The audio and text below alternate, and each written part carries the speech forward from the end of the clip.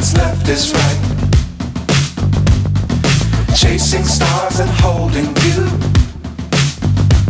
I can't see the end, but we'll see it through.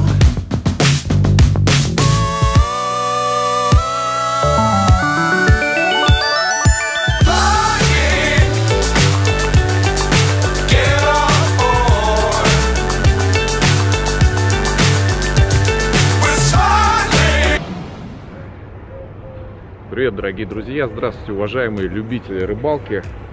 Я очень надеюсь, что в ближайшее время вы собираетесь отправиться на отдых на Средиземное море, в Турцию, и хотите взять с собой какие-нибудь рыболовные снасти. Давайте разберемся, как можно ловить в Турции, что здесь вообще ловится и что с собой надо взять, чтобы ваша рыбалка прошла успешно и вы могли порадовать себя и окружающих интересным уловом и трофеем.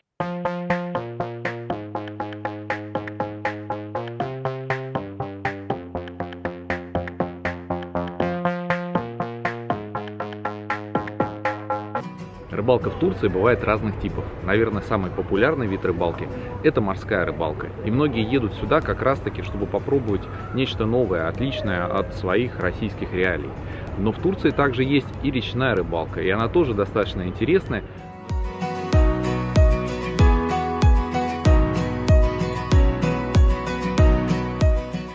Давайте попробуем по порядку разобраться со всеми видами. И начнем с того, что с собой брать, что из снастей, из снаряжения вам понадобится, как это все правильно привести. И после перейдем уже непосредственно к морской рыбалке, потом к речной рыбалке. Это видео поможет вам как-то скорректировать набор своих снастей и взять только самое необходимое, не брать кучу того, что вам не надо.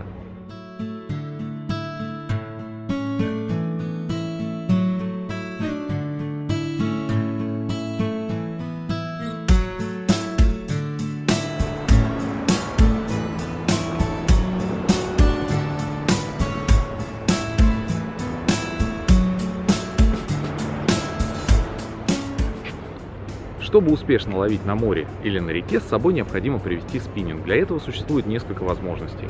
Первая и самая очевидная возможность — взять свой любимый двухчастный спиннинг, сложить его в большой длинный тубус и везти с собой в самолете как багаж.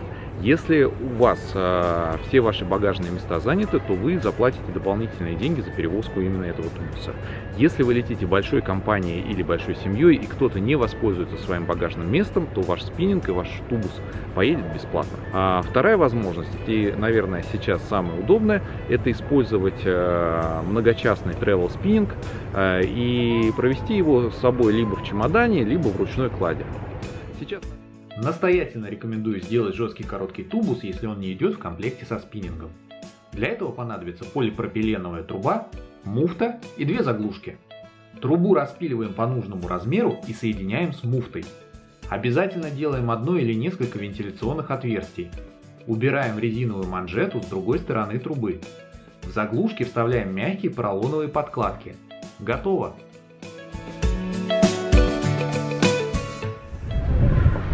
Совсем недавно был еще один очень простой способ привезти спиннинги, по сути, в любое место. Буквально пару лет назад я брал двухчастный спиннинг в мягком чехле, проносил его свободно в кабину самолета и вез с собой, как будто бы это зонтик или трость, и ни у кого это не вызывало вопросов. Однако правила перевозок воздушных изменились, они стали жестче, и, к большому моему сожалению, я попал в неприятную ситуацию, когда я смог выехать из Москвы со спиннингами, а уже в аэропорту Анталии служба безопасности не пустила меня на борт. Я лишился Major Craft Restive и Kaida Triforce просто в один момент. Какие-то попытки вернуть их на следующий день в аэропорту, попытаться найти их где-то там в оставленных вещах или у службы безопасности были абсолютно абсолютно бесполезны. То есть об инциденте, в принципе, все знали, и на английском языке можно было дойти в разговоре до какого-то определенного уровня, но когда ты приближался к снастям уже практически вплотную, уже вот-вот казалось, что их тебе вынесут, персонал переходил на турецкий язык и объяснял, что ничего не может понять и ничего не может сделать.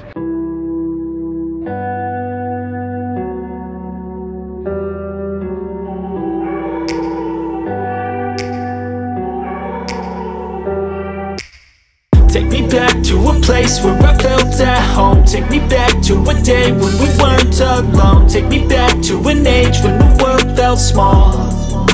Way back before we blew it all. Take me back to a place where I felt at home. Take me back to a day when we weren't alone. Take me back to an age when the world felt small.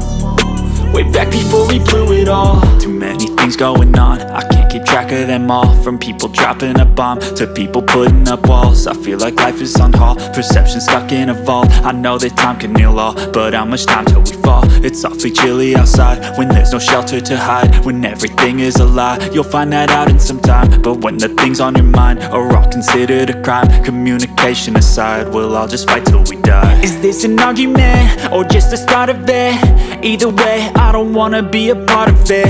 Can I just get some space? I don't have the heart for this. I can't be picking up the pieces, fixing scars from this. Is this an argument, or just the start of it? I wanna drive away so I can be so far from it. I wanna find a place where no one breaks their promises. Or maybe drown myself in something that is bottomless. Take me back to a place where I felt at home. Take me back to a day when we weren't alone. Take me back to an age when the world felt small. Way back before we blew it all. Take me back to a place where I felt at home. Take me back to a day when we weren't alone. Take me back to an age when the world felt small. Турцию самая очевидная возможность ловить на море. Для морской рыбалки здесь существует несколько разных вариантов, к которым надо быть готовым. Самый популярный вариант, который у всех на слуху, это рокфишинг. Рокфишинг, когда вы ловите с камней, и сама рыба у вас находится в камнях. И в этом плане для рокфишинга нам нужны определенного рода снасти, которые, с одной стороны, были бы достаточно крепкие, выдерживали бы агрессивный настрой морской рыбы. С другой стороны, я не очень рекомендую уходить в ультралайт, потому что зачастую от размера приманки напрямую зависит размер трофея, который вы в дальнейшем поймаете. Вторая возможность морской рыбалки – это так называемый серф-фишинг, когда вы ловите с пляжа. Это очень интересное направление, и во многих местах в Турции ловить получится только таким образом. К примеру скажу, что Мармарис и Сиде – это прекрасные места для рокфишинговой рыбалки. Там есть определенные крутые берега, скалы, камни на дне, но, например, Белек для рокфишинга абсолютно не подходит, потому что здесь ровное песчаное дно, ровный песчаный берег, и самая классная возможность ловить в море – это пользоваться серфовым спиннингом, ловить непосредственно с пляжа и наслаждаться пойманными огромными морскими окунями, либо другой живностью, которая здесь живет в достаточно большом количестве. Для речной рыбалки в Турции тоже существует несколько возможностей. На побережье Средиземного моря достаточно много горных рек, которые холодные, с красивой прозрачной или зеленоватой водой, и в них живет достаточно большое количество рыбы. Чуть выше и ближе к горам там находится большое количество форели. Это очень интересная рыбка, ее очень здорово ловить. Я думаю, все слышали про форелевую рыбалку в Турции. Это одна из самых популярных путевок, которые здесь продают. Однако хочется сразу предупредить то, что предлагают продавцы туров в качестве форелевой рыбалки и сама форелевая рыбалка, это две большие разницы. Поэтому лучше всего, если есть возможность обзавестись транспортом, взять с собой необходимые снасти, хороший короткий спиннинг, набор блесен, набор вертушек для форели и искать места, где водится форель, самостоятельно. С другой стороны, турецкие реки хранят в себе достаточно много различной рыбы, в том числе и речную кефаль, и ее тоже можно ловить. Единственное, надо сказать, что берега турецких рек мало приспособлены для вот такой вот ходовой рыбалки, как у нас в Подмосковье. Они, как правило, заросшие очень сильно различным камышом, маленькими деревцами кустарного типа, которые мешают продираться, и, соответственно, какие-то длинные спиннинги там использовать практически невозможно. То есть 2 метра это край. Если спиннинг короче, то здесь уже пользоваться им гораздо комфортнее и гораздо удобнее. Третья возможность для рыбалки в Турции — это различные туры, которые здесь предлагают. Морская рыбалка по путевке. Она будет стоить, например, от $30, если вы отправляетесь ловить в море какую-то небольшую рыбку, и до 1000 и дороже, если вам предложат ловить акулу. К сожалению, в большинстве случаев рыбалка это вам не понравится. Дальше у вас будет, по сути, донная снасть с тяжелым грузом, с несколькими крючками, на которые будет насаживаться курица, и все это будет просто опускаться на дно и ожидаться поклевок. Да, поклевки будут достаточно сильные, но при этом вы будете вылавливать небольших рыбешек, тех же самых, которые вы могли бы поймать с пляжа или во время рок-фишинга. То есть платить за такую рыбалку смысла нет. Рыбалка на барракуду и на акулу, это тоже по большому счету развлечение для богатых туристов, и, скорее всего, вы будете жалеть о потраченных деньгах. Соответственно, самые классные виды рыбалки на море — это как раз-таки рок-фишинг и серф-фишинг. Вот на них мы и будем ориентироваться.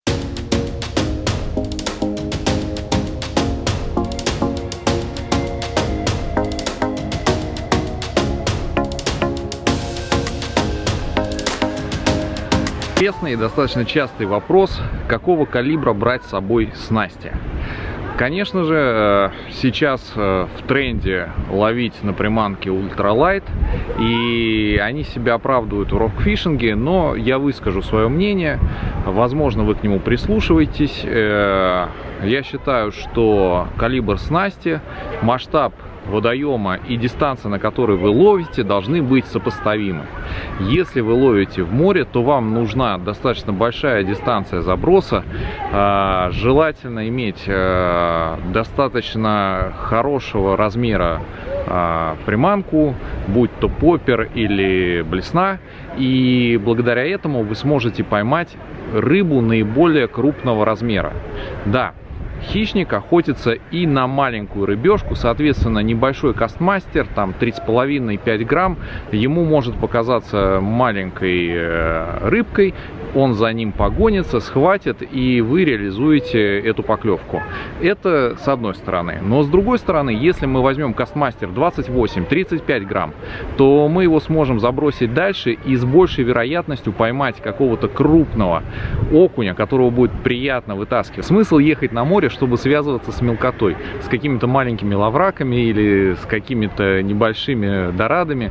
Если можно поймать достаточно крупных гирит, как здесь называют каменного окуня, либо тех же самых лавраков, но уже солидных размеров, и получить удовольствие и при вываживании, и при борьбе с этой интересной, активной, достаточно агрессивной.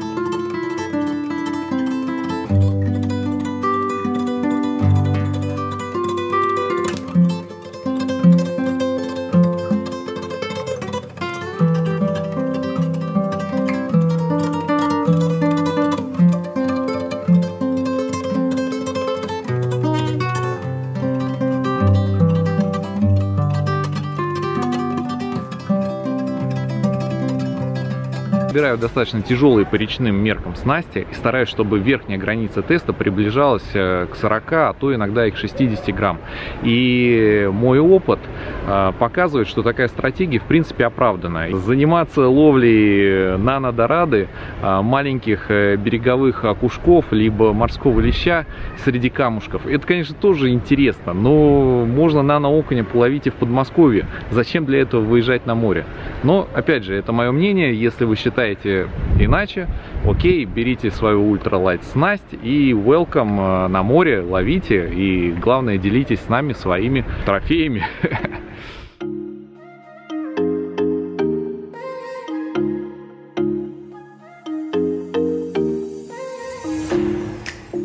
Поговорим о спиннингах. Я использую travel спиннинги. Они у меня есть в разных вариантах. Сейчас я расскажу, почему их несколько и какой для чего я использую конкретно. Совершенно не обязательно брать с собой много спиннингов, можно обойтись одним-двумя, особенно если вы понимаете, какой тип рыбалки у вас будет.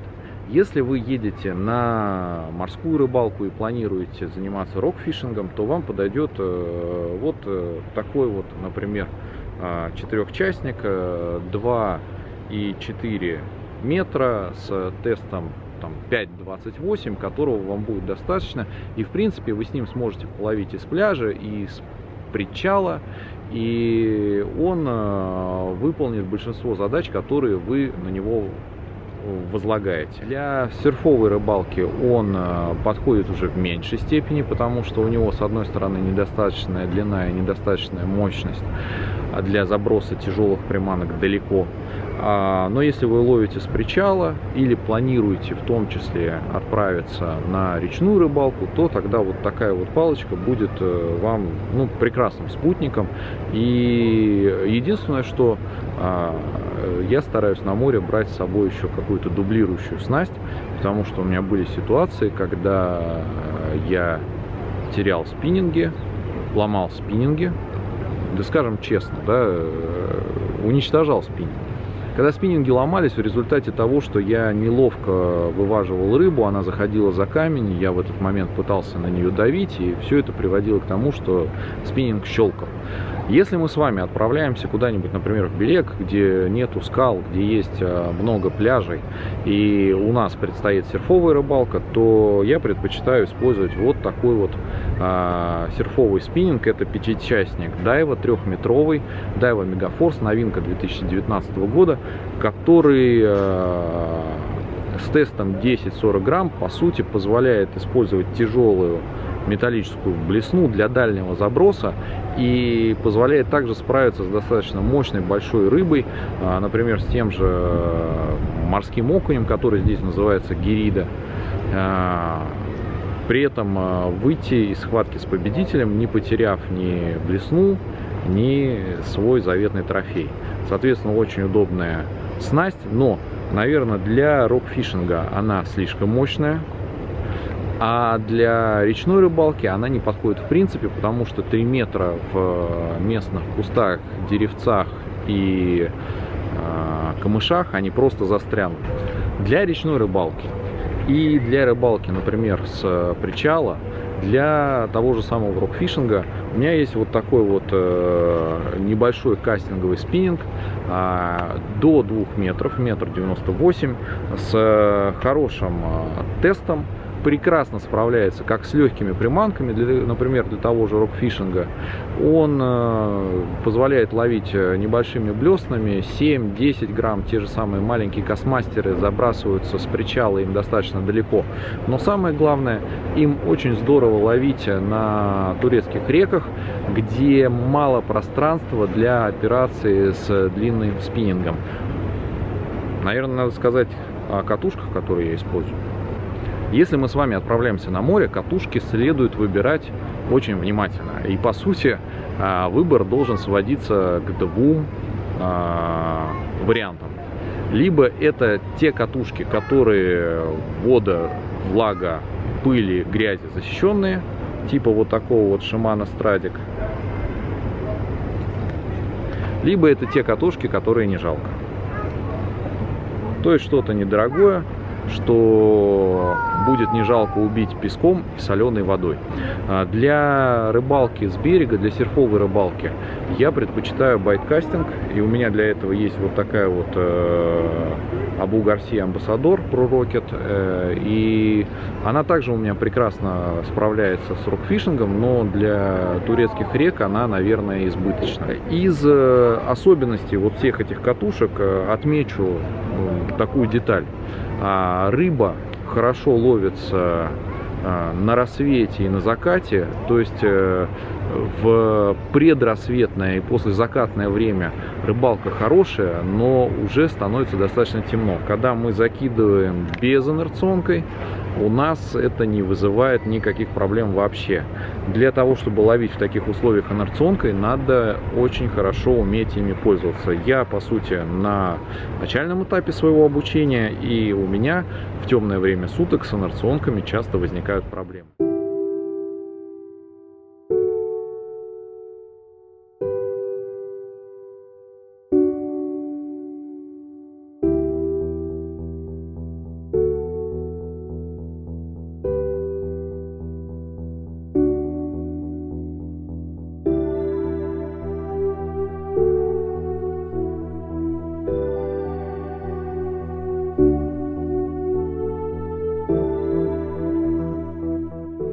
Рыбалку лучше всего запланировать на первую половину дня.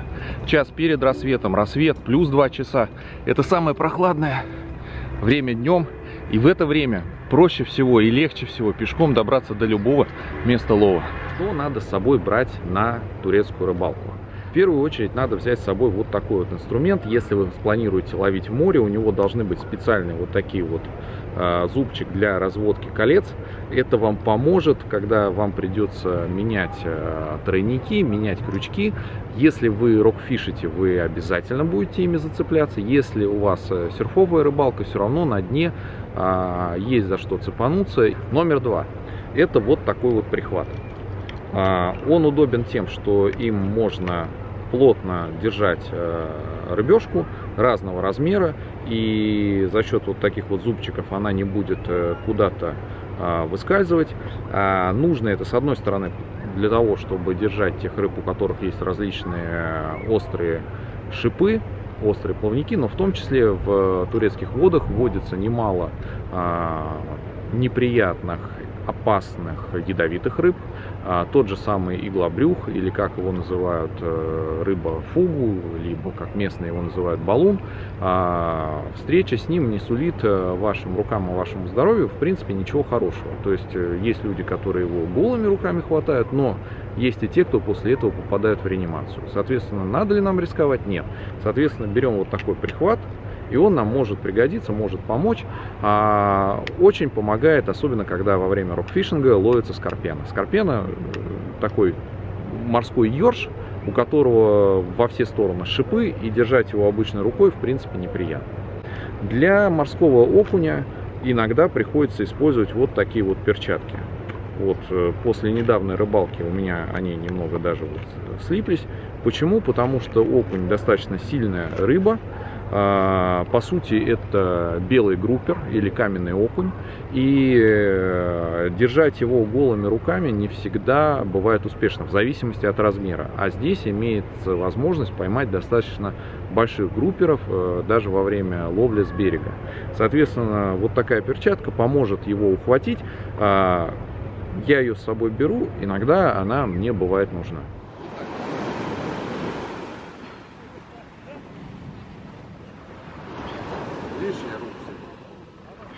Еще один инструмент, который я достаточно часто беру с собой, это вот такой лип-грип. По моему опыту, наиболее удобный вариант пластикового лип-грипа. Металлический, во-первых, вызывает вопросы при прохождении границы, и, во-вторых, он тяжелее.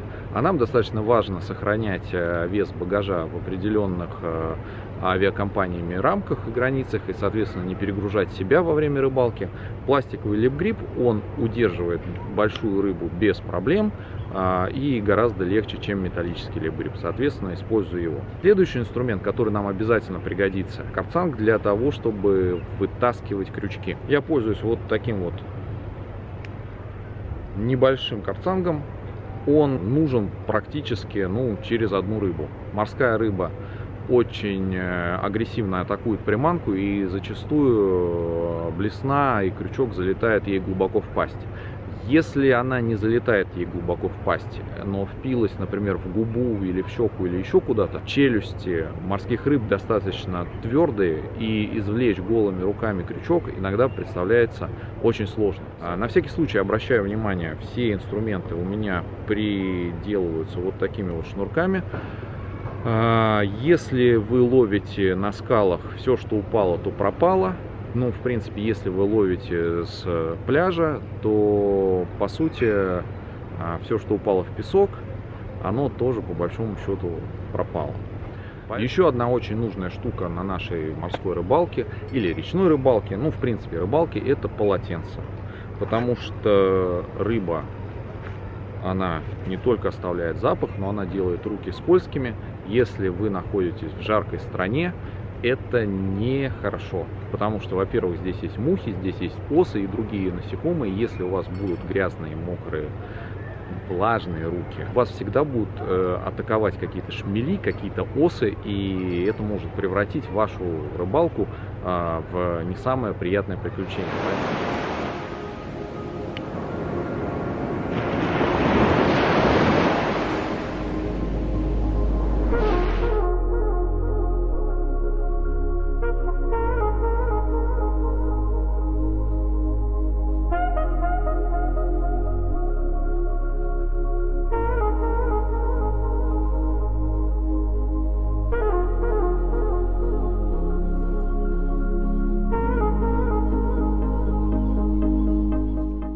Брать с собой огромное количество приманок из дома смысла не имеет. В моем наборе достаточно большое количество различных кастмастеров и металлических блесен. Я использую кастмастеры достаточно крупного размера и с весом до 35 грамм, начиная от 10 грамм. Можно, в принципе, начинать от 3,5 грамм. И я также нередко использую различные варианты ложек. И они тоже приносят результативность, особенно по морскому окуню. Также из металлических блесен вам понадобятся различные пилькеры. Я предпочитаю пилькеры примерно 30-40 грамм. Вот такого вида. Очень хорошо работают. Тоже приносят достаточно много морского окуня. Он на них прекрасно реагирует. Соответственно, оговорюсь, морской окунь мне наиболее нравится по своим размерам, по своим бойцовским качествам, поэтому стараюсь ловить его целенаправленно. Следующий вид приманок, который обязательно нужно взять с собой, это поверхностные попперы. Различные варианты, вот такие вот южури, например, или какие-то там еще цуёки. Все это здорово работает и тоже имеет хорошую уловистость. В принципе, размеры могут быть до 40 грамм, опять же, в соответствии с моими снастями. Различные поверхностные воблеры вот такого вот типа тоже можно брать, тоже приносят какой-то улов. В этом сезоне я вот разловил вот такую вот штуку.